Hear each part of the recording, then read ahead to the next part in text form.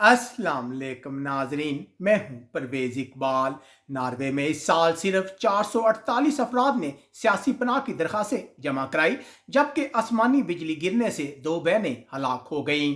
Sweden जिन लोगों के पास personal number नहीं है, वो कोरोना वैक्सीन के पास हासिल करने से महरूम रहेंगे। डेनमार्क इस साल आला तालीम हासिल करने वालों की दरखास्तों में कमी आई है, जबकि डेनमार्क की फुटबॉल टीम बर्तानिया से सेमीफाइनल में मुकाबला करने के लिए पूरी तरह तैयार है। हालैंड की ट्रेड यूनियन का कहना है कि बाज वर्कर अब भी दफातर में वापसी को लेकर हिफाजत के हवाले से परेशान है। पुर्तगाल के बाद हिस्सों में शदीद गर्मी के बायस दर्जा हरारत 40 सेंटीग्रेड से ऊपर चला गया है, जबकि कब्रस के बाद सबसे ज्यादा डेल्टा वायरस के केस पुर्तगाल में रिपोर्ट हो रहे हैं।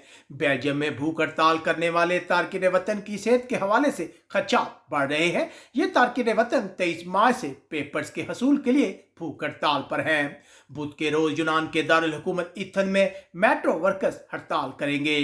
कोरोना वायरस के 1500 केस सामने आने के बाद कोरोना की चौथी लहर का खतरा है।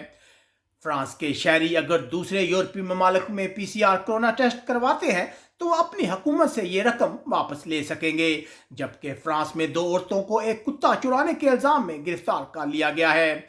जर्मनी की हुकूमत ने बर्तानिया, इंडिया और पुर्तगाल के लोगों के लिए सफरी पाबंदियां खत्म कर दी हैं।